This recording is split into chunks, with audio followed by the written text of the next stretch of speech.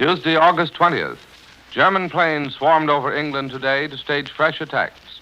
RAF planes throughout Monday launched offensives against German bases on the French Channel coastline. Italian troops have entered the Somaliland capital, Berbera, but the British minimized the occupation as of no strategic importance. In London, Prime Minister Churchill goes before the House of Commons to review war moves.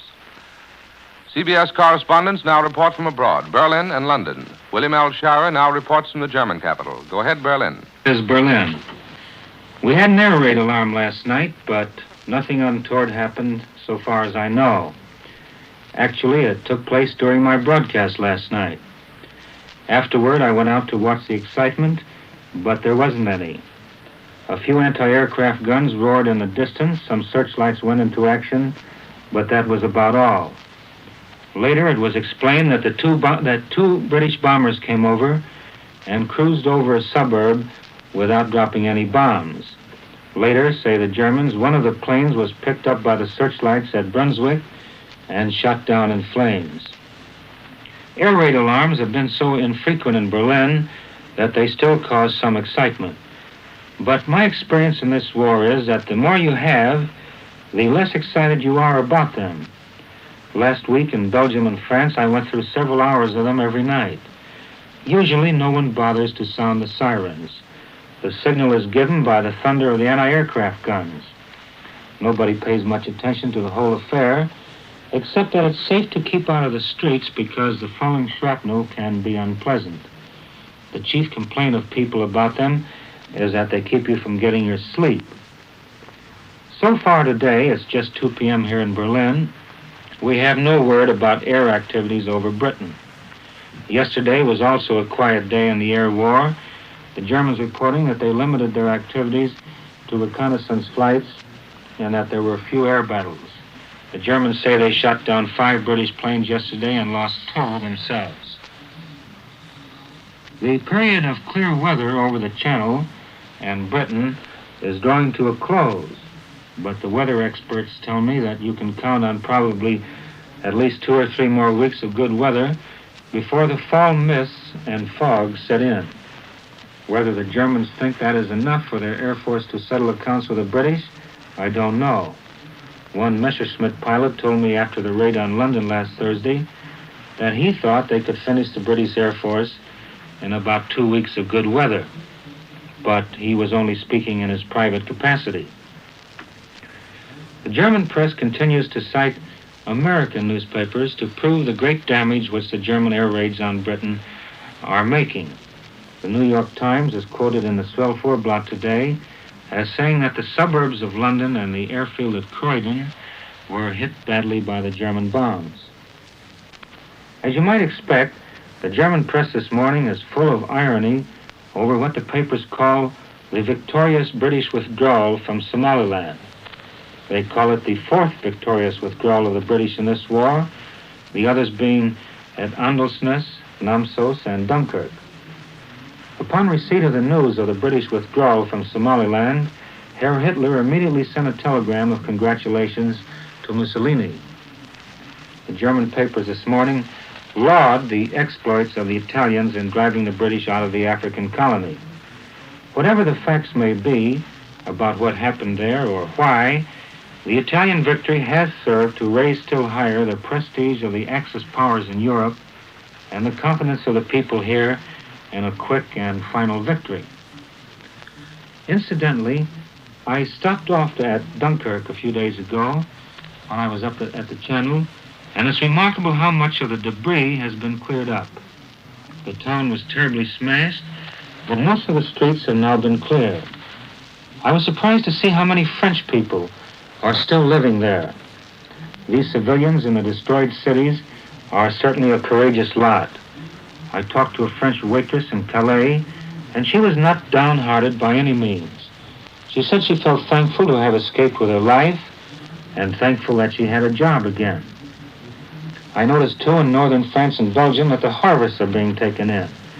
This will help the food situation there. This is William L. Schara in Berlin, returning you now to Columbia in New York. This is New York, and we switch you now to the British capital for the report of the latest news by Larry Lesseur. Go ahead, London. This is London. The air battle over Britain, which slackened off yesterday, has not restarted either last night or early this morning, although a few German raiders were reported over this country a little while ago. Single German planes in small formations flew over various parts of England last night, dropped a few bombs, and caused a few deaths. But the only new feature during this lull in the air war was the dropping of parachute flares over many parts of this country. These are powerful magnesium flares which drop slowly to the ground and illuminate a large area. They are generally used to illuminate targets preparatory to night bombing. None were dropped over London. In fact, apparently the only plane over London during the night was a Royal Air Force fighter, which hit a barrage balloon cable and crashed on a bakery store. The pilot parachuted out safely and came down on a roof near the bakery, where he watched his blazing machine set the building afire. He had been on patrol for the enemy bombers which never came. But the dropping by the Germans of parachute flares sounds an ominous note for British civilians. It may be a prelude to large-scale night bombardments.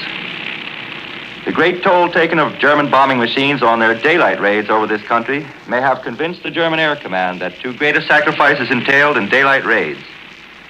5 German planes were destroyed yesterday out of the small number sent over.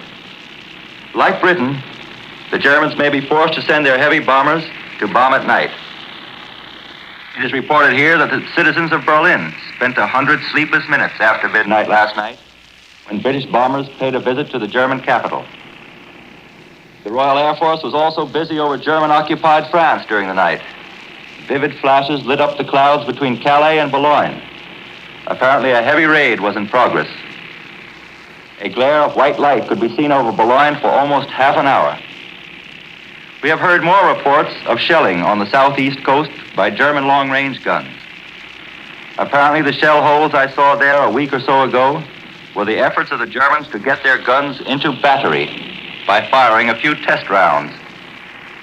But it is learned from reliable sources here that there is no immediate evidence indicating that a German invasion is imminent. There are no signs of any further concentrations of German troops on the French coast. For the first time, British people are told how many men were casualties in the aircraft carrier Glorious, lost off Norway in June. Today we learned that 1,204 men went down when the big aircraft carrier was sunk. But as yet, we do not know what enemy action was responsible for its loss. Princess Margaret, younger daughter of the King and Queen, will be 10 tomorrow. She'll spend the day in the country with her sister, Princess Elizabeth, and, if possible, the King and Queen. By the King's wish, though, only token gifts will be given to his daughter, and she'll not have her usual iced birthday cake. You see, owing to food restrictions this year, the birthday cake will be plain sponge with a little chocolate on top. Complaints by American correspondents against the censorship restrictions on air raids over this country has led to a relaxation of the censorship blue pencil on air reports.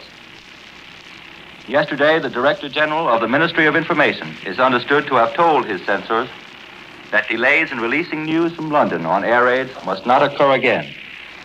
Mr. Duff Cooper, Minister of Information, will be further questioned on the subject in Commons today. The Prime Minister will appear in Commons also to review the war situation in a speech likely to take an hour. He may talk about Britain's attitude toward the sending of American food ships to Europe. The Admiralty reports this morning that 9 British ships were sunk during the week ending August the 12th. The total tonnage loss was 32,257. This compares favorably with a loss of some 60,000 tons the previous week, when 13 British ships were lost. 2 neutral ships were also sunk during the last week. They displaced 6,700 tons. It's hard to describe in words what the sound of an air raid siren is like. But the other day during a raid over London, I saw a black cat, which seemed to have found the right definition. When the sirens began to wail, this cat left off its search of a London garbage pail, arched its back and fluffed out its tail, then bolted into a cellar. To the cat, it must have seemed as though 10,000 great tomcats were challenging its right to existence. We return you now to CBS in New York. That was Larry Lasser speaking from London, and such is the news this morning from Europe. We now listen to the news of latest developments reported from our nation's capital by Albert Warner. We take you now to Washington. A survey of opinion in the Senate gives these broad indications today: that the President has the support of a large majority in establishing with Canada a board to plan mutual defense of the North American continent. The President, you know, is urging speed on those plans and creation of the board by Thursday. But on the matter of transferring 50 American destroyers to Britain, a very strong opposition is still mustered, despite talk of British concessions of naval bases to the United States and offshore islands, despite defense conversations with Canada, despite the plea of Ambassador Bullitt added to those of General Pershing and Admiral Stanley. The opposition to the destroyer transfer seems enough to make congressional action highly doubtful. All the developments just mentioned are taken in Washington to indicate that a proposal as to the destroyers is coming soon from the White House or the administration. Some wise legislators think the conscription bill is holding it back. The injection of the destroyer issue might complicate the legislative situation for the draft bill. Representative Sal Bloom, chairman of the House Foreign Affairs Committee, comes out for the transfer of the destroyers, telling me that his mail, running up into several thousand letters and telegrams, is 90-1 in favor of giving this aid to Britain. If the Attorney General says there is no domestic law in the way, and if the Navy Department says the ships can be spared, I'd like to see it done, said Bloom. If we are going to do it, we ought to do it now. The more we fool around, the worse the situation gets, the congressman added.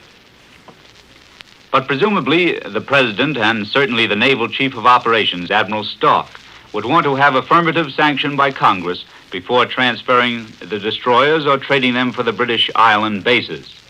The Admiral, according to his friends, doesn't want to take responsibility for signing a certificate that the destroyers are not essential to American defense.